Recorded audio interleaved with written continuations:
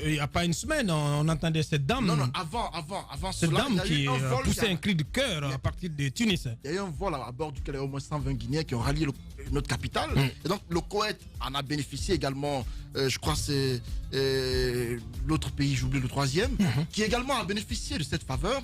Mais il serait important que d'autres Guinéens en bénéficient. Parce que l'Algérie, par exemple, il y a beaucoup de Guinéennes qui sont bloquées au Sénégal. La porte d'à côté, justement, au Maroc. Et je suis sûr d'une chose. Là, ils sont 500. Rien que le nord Niger, avec le contrôle de l'OIM, ils sont, je crois, 326. Ouais. Et vous avez également des Guinéens qui sont bloqués au Maroc. Ils sont environ 200 en ce moment. Ouais. Et là, d'ailleurs, où le coût de la vie est extrêmement élevé. J'ai encore un compatriote qui m'a appelé avant-hier, mais presque au bord des larmes. Les Guinéens également en Algérie. On ne nous rapatrie pas. Apparemment, actuellement, ce qui est en train de se passer, ils se font expulser dans les maisons. Donc, ils sont obligés de vivre ensemble, serrés comme dans une boîte de sardines, au moins pour ne pas laisser un Guinéen à la rue. C'est difficile. Dommage. Oui, Antoine, vous poursuivez. Ce qui présage la réouverture de nos frontières, certainement dans les jours à venir. Parce que je ne vois pas de raison pour laquelle on devrait continuer à fermer les frontières. On peut rouvrir, faire en sorte que nos compatriotes reviennent et peut-être les confiner, les mettre en quatorzaine afin de voir ceux parmi eux qui est contaminé, qui ne l'est pas. On ne peut pas continuer à les y garder, connaissant toute la tracasserie, toute la douleur qu'ils subissent en étant à l'étranger. Pour clore à Bakar Diallo. Non, de manière générale, je pense qu'il faut envisager la réouverture des frontières, mais en y mettant toute la sécurité sanitaire. Non, il faut juste les dépister. Moi, je trouve que même le confinement n'a pas de sens parce que on est carrément en face de contamination communautaire. Ça n'a plus de sens de dire les gens qui arrivent de l'étranger, il faut les enfermer dans un hôtel. Non. Prenez juste des dispositions que les gens, une fois qu'ils rentrent au pays, se mettent en auto-confinement chez eux. Tout simplement, il n'y a aucune garantie qu'ils se mettront en auto-confinement. On est déjà en pleine phase. À l'époque où on le disait, la maladie nous venait essentiellement de l'extérieur. Mais aujourd'hui, les contaminations se font ici directement. Donc, ça n'a pas de sens. C'est pourquoi la plupart des pays maintenant acceptent que leurs compatriotes reviennent. On les dépiste simplement, mais il n'y a pas de mesure de quarantaine obligatoire imposée. Ce qu'il faut dire peut-être la réponse est ailleurs, je crois. Par rapport à cette sortie du président, j'insiste beaucoup là-dessus parce qu'il y a des éléments sur lesquels on doit insister. Par rapport notamment à ce couvre-feu. Ce serait important que l'on le lève. Mais non, attendez, je suis pas d'accord. Attendez que je finisse à Bakar Diallo. Les grandes gueules. Je suis pas d'accord. Attendez, on ne peut pas prolonger le couvre-feu pour un mois encore. Je vais vous dire pourquoi. Mais dites-moi par quel moyen, à ce jour, les contaminations peuvent se faire les nuits au-delà de 22h. Oui, mais... Attendez, la journée déjà, les marchés sont ouverts. Les Guinéens se frottent dans les marchés et pratiquement dans d'autres milieux publics, on se frotte. Mais les risques sont plus grands la journée que la nuit. Après 22h, les Guinéens ne sont pas beaucoup dans la circulation. À part ceux qui font des activités nocturnes, je ne crois pas que les Guinéens se fréquentent dans des endroits assez publics. Et donc, je ne vois pas pourquoi on va continuer à maintenir le couvre-feu entre 22h et 6h du matin. Soit on le rallonge entre 0 et 5h du matin. Je suis pour un allègement du couvre-feu. Justement, parce qu'il y a des personnes, il y a des personnes que je connais aujourd'hui qui vivent de leurs activités la nuit, mais qui ne peuvent plus le faire depuis 2 mois. Bien. Qui vivent une misère pas possible. Merci Antoine. Pour Bakar Diallo, hier était un jour, à mon avis, assez important pour Alpha Condé, parce que beaucoup attendaient cette sortie du président à la télévision nationale. Parce qu'hier, on a tous suivi des Guinéens qui avaient hâte de voir Alpha Condé, de voir comment il se portait, comment il allait. Et hier, on a suivi le président qui, après ce conseil des ministres, a décoré à titre posthume l'ambassadeur des États-Unis qui est mort récemment. Mais on a vu un président tout de même qui, dans ses propos, avait l'air nonchalant. Mais non, attends, quand même. Pourquoi vous refusez carrément? Mais non, mais attends, mais c'est un monsieur, mais il a dit qu'il se porte comme un charme. Attendez. Et ça se voit quand même, Antoine. Bakar Diallo, personnellement, c'est ce que je... Laissez-moi y aller. Personnellement, c'est que j'observe. Non, mais c'est que j'observe. Mais il se porte très bien. Il a l'air très bien, Mohamed. Alpha Condé. Mais non, mais je ne suis pas médecin. Si vous avez d'autres informations personnellement de ce que j'observe, Bakar Diallo, voilà. Je ne dis pas qu'il est malade. J'ai dit qu'Alpha Condé... Non, mais tu insistes depuis hier. Mais attendez, lorsque nous connaissons... À cette allure, tu vas dire que le président est Mastaboro 2020. Bon, je ne l'ai jamais dit. Je ne le dirai jamais.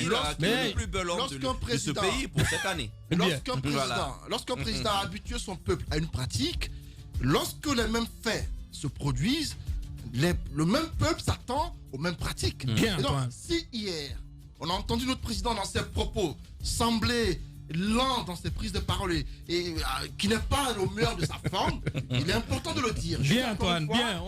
J'entends ce que tu dis. Ces derniers temps, on ne... C'est pas le même affaire qu'on est. Merci. Merci Antoine. Allez-y, Basseko. Bien, allez-y, Basseko. Moi, je commence par là où Antoine a terminé, par le couvre-feu. Moi, je suis pour un assouplissement de cette mesure, mais pas la levée totalement de la mesure. Pourquoi? Attendez, s'il vous plaît. Attendez. Oui, mais laisse-moi aller au bout de mon raisonnement. Bien, mais il a son raisonnement, lui, Mohamed. C'est pour dire qu'il faille mais il faut souffrir de l'entendre. Il faut souffrir de l'entendre, Mohamed, quand même. Bien, allez-y, ne passe pas à l'antenne, Mohamed. Je dis et j'insiste qu'il faut aller vers... C'est ton opinion. Voilà, tu la défends bec et ongle. Un allègement de cette mesure, mais pas une levée totale de cette mesure. Aujourd'hui, vous savez qu'il y a beaucoup de lieux de loisirs qui fonctionnent, notamment la nuit, qui peut être aujourd'hui véritablement des lieux donc, de contamination de la maladie. Notamment, vous avez les boîtes de nuit, vous avez les maquis, des maquis, les bars, restaurants. Vous avez encore même des motels, qui ont un rythme donc de attendez, s'il vous plaît. Par exemple, des grandes gueules. Non, mais on peut trouver, je crois, bien un arrangement, bien sûr avec les services de sécurité, mais je crois aujourd'hui, à mon avis, que vouloir lever totalement cette mesure donc de couvre-feu pour permettre aux gens de reprendre ces activités, et là où il peut y avoir des rassemblements assez importants, au-delà de 30 personnes. On peut alléger de 0h à 5h. Au-delà de 40 personnes, 50 personnes. Allez-y par exemple dans les chichadromes, ce qui se passe parfois. Les gens n'ont aucune mesure, et puis de fois, ce sont le même bout qu'on utilise pour 2 ou 3, 4 personnes. Je crois aujourd'hui vouloir lever ça alors qu'on n'a pas réellement maîtrisé qu'on appelle la maladie. On est aujourd'hui encore dans la contamination communautaire. Eh bien, il faut s'attendre à une résurgence de la maladie. Donc si les autorités doivent prendre des mesures, je crois que peut-être c'est pour un assouplissement, aller de 0h à 5h du matin, mais pas pour une levée totale donc, du couvre-feu qui a été imposé pour pouvoir maîtriser l'évolution de la maladie.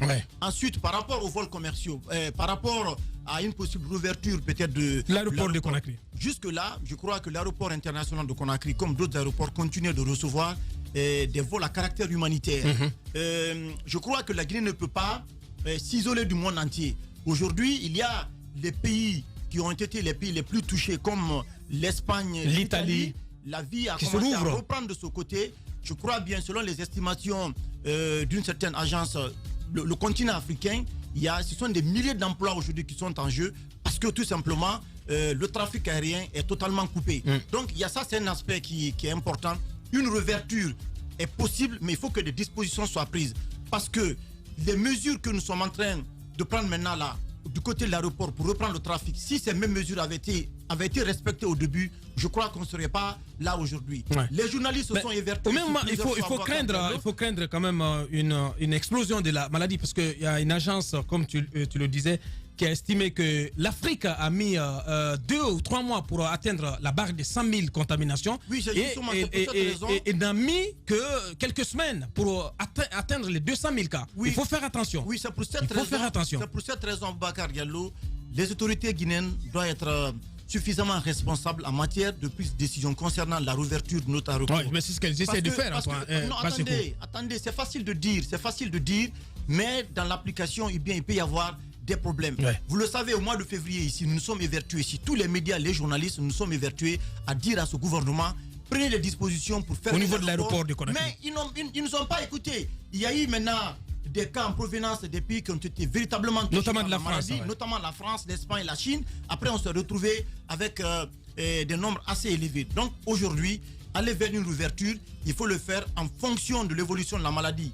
Comme l'a suggéré peut-être le conseil scientifique donc, qui a été mis sur pied, mais aussi en fonction aussi de la réalité, parce que la Guinée a besoin, à mon avis, de s'ouvrir au monde entier. Ensuite, dans le conseil des ministres, il y a un élément important qui a été dit. On dit qu'on va passer désormais on va passer, je crois bien, à la barre de 100 000 dépistages rapides. Je pense que... On doit plutôt recevoir des kits. Des 100 000 kits de tests rapides. Voilà, de tests rapides. Je crois qu'il faut aller vers les tests. Je crois qu'il faut aller vers les tests rapides parce que ça permet de connaître le statut donc virologique, virologique. Et puis ça permet aussi d'isoler d'isoler donc les cas contacts. Et bien entendu avec cette volonté de c'est une très bonne démarche par contre. Donc il a décidé d'aller vers ce micro-cerclage, mais aussi de cibler 3200 familles au niveau de Conakry à l'intérieur du pays pour voir ce qui va être fait concrètement. Merci Basseko. Allez-y Mohamed pour clore sur ce sujet. Alors je ne vais plus revenir sur les points que vous avez soulevés, mais moi j'ai une grosse inquiétude. Lorsque vous regardez ce qui est en train de se passer à l'intérieur du pays, vous remarquerez que des gens continuent de drainer cette maladie de Conakry vers nos villes. Moi cela m'inquiète. Parce que nous ne faisons pas très attention. Mais la population, si la population de nos grandes villes est généralement jeune, dans nos campagnes, la population est nettement moins jeune.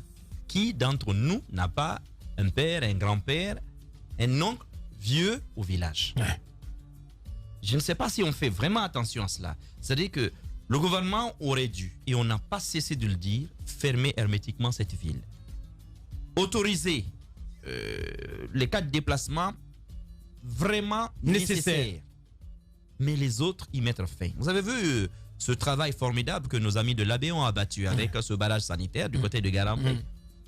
En l'espace de quelques semaines, ils étaient déjà à près de 2500 cas d'entrée à un seul barrage, un seul point d'entrée. Mais aujourd'hui, vous avez vu, il y a des villes qui sont frappées de plein fouet. Et hier, par exemple, hier soir, on m'informait que du côté de Kindia, il y avait un cas, je crois, un Comorien qui avait été testé positif, je crois. Mamou également a enregistré son premier cas positif. Son premier cas. À Samilia, par exemple. Mais ce qui est bizarre, c'est que on n'a pas pris soin de confiner la cité. Alors que le monsieur a été contrôlé positif. Donc, il y a des négligences comme ça, parfois, que j'appellerais coupables. Et de l'autre côté, vous avez quand même des annonces fortes. Il faut vaincre cette maladie en 60 jours et tout. Même si, en écoutant les experts, on sait que nous allons véritablement vers une décrue, de manière même naturelle. Mais il ne faut pas aussi oublier, qu'un calendrier électoral, donc politique, peut sous-tendre ce gros déploiement maintenant de moyens. On a l'impression que c'est maintenant que le président se réveille, que le gouvernement se réveille. On veut vaincre cette maladie avant septembre. Parce qu'en septembre, on tient Choco à ouvrir la campagne, électorale à la présidentielle. Ça, il ne faut pas l'oublier. Donc, moi, personnellement, depuis un certain temps, je me méfie carrément même des statistiques officielles. Parce qu'il y a la réalité que nous pouvons constater, il y a les chiffres annoncés, mais nous sommes dans un pays qui tourne un peu à la manière des pays communistes où on n'est pas à l'abri, je ne dis pas de chiffres trafiqués, mais d'une manipulation quand même des chiffres. Vous savez que le vrai problème que la Guinée a connu avec cette épidémie, c'est que la gestion a rarement été médicale. On le sait tous. Même des médecins nous l'ont confié. La gestion a toujours été politique. Les mesures sont annoncées, des mesures parfois sont recommandées, elles ne sont pas prises. Mais maintenant qu'on est en train de foncer tout droit vers le mois de septembre, les choses vont s'accélérer. Et qu'est-ce qui nous prouve que la contamination communautaire n'est pas en train de créer l'hécatombe quelque part dans la ville? J'ai attiré par exemple l'attention du gouvernorat sur un fait. Beaucoup de citoyens ont remarqué que depuis mars, il y a de plus en plus d'enterrements. Observez-le dans les quartiers, ceux qui sont à l'entour des cimetières. Moi j'ai dit, ce n'est pas scientifique peut-être mon observation, mais c'est pas compliqué. Le gouvernement de la ville de Conakry par exemple, et où le gouvernorat dispose de moyens de remontée d'informations extrêmement performants. Parce qu'ils ont les chefs de quartier, des chefs de secteur, des chefs de grains, tout cela jusque dans les familles. Mais qu'on fasse un maillage pour observer ce phénomène. S'il y a une augmentation, si vous voulez, assez curieuse ou en tout cas inexpliquée, ce serait important en ce moment-là que l'ANSS, mais surtout le comité scientifique, soit alerté sur la question pour comprendre qu'est-ce qui est en train de se passer. Parce que ne l'oublions pas, le Covid est en train de prendre complètement toute notre attention. Pendant ce temps, il y a cette grosse tueuse que représente le paludisme. Effectivement, le paludisme. La maladie qui tue plus que le Covid. Le monde entier est en train d'oublier la malaria, qui fait quand même plus de 400 000 morts par an. Et le gros lot, c'est chez nous en Afrique. Le gros lot, c'est chez nous en Afrique. La tuberculose tue énormément. Le sida tue énormément. Je ne sais même pas, et ce serait important peut-être qu'on se rapproche du CNLS, et puis des associations ici qui, comme je crois Asfegmassi, qui gèrent les cas des personnes séropositives. Est-ce que les stocks de sécurité sont toujours là? Peut-être on va interpeller Madame Yansane Fatou Baldé qui travaille, je crois, avec le Fonds mondial sur ce type de questions, pour comprendre est-ce qu'on a encore des stocks suffisants. Mais j'ai peur que la lutte contre le Covid ne nous ferme les yeux sur d'autres problématiques, d'autres pathologies assez dangereuses. Oui, même ici, cette maladie hydrique qui arrive chaque année pendant le choléra. Vous savez, pendant la crise d'Ebola, bizarrement, on ne parlait pas de choléra en Guinée. Pourtant, rien ne nous prouve que le choléra n'avait pas sévi à l'époque, n'avait pas aussi fait des victimes. Donc attention, il ne faudrait pas que le Covid nous empêche de vivre normalement. Le Covid nous amène à nous rappeler notre fragilité en tant qu'être humain et à tenir compte de ce qu'il faut faire et de ce qu'il ne faut pas faire actuellement. Mais cela ne doit pas nous empêcher de vivre et de faire vivre notre pays. Aujourd'hui, je vais terminer là-dessus si vous me permettez. Oui, Mohamed. Je crois qu'on va parler tout à l'heure de Simandou, mais le plus heureux dans cette histoire, ce ne sont même pas les Guinéens, c'est le gouvernement. Parce que j'ai entendu dans ce studio plusieurs fois, oui, que la Guinée va être parmi les 5 pays qui vont résister au choc, au contre-coup économique. Le président lui-même l'a dit. Attendez, Aboubakar, il ne faut pas qu'on soit niais. Ce que les experts disent, c'est par rapport au prix des matières premières. On vous dit que puisque les prix n'ont pas baissé, des pays comme la Guinée ne souffriraient pas beaucoup parce que les prix continuent de se maintenir à la hausse et donc la Guinée va continuer quand même à engranger de l'argent. Mais on oublie une chose, nous sommes quand même dans le pays où on a tellement emprunté auprès de ces miniers que sur 2-3 ans déjà, l'argent est déjà consommé. Ça, il ne faut pas l'oublier. Donc, quand on dit que les miniers ne seront pas frappés, nous sommes déjà frappés parce que l'argent là n'arrive plus. Et tant que toute la lumière n'a pas été faite sur cette histoire de 230 millions, c'est fonds vautour. De ce fonds qui semble être un fonds vautour, tant que toute la lumière n'est pas faite autour de l'accélération mais extraordinaire de Simandou Nord pour qu'on comprenne ce qui s'est passé, surtout le mode de financement. On en parle tout à l'heure. Moi, je dis, le contre-coup de Covid est là en Guinée il y a longtemps. Covid, ça s'appelle chez nous mal gouverné.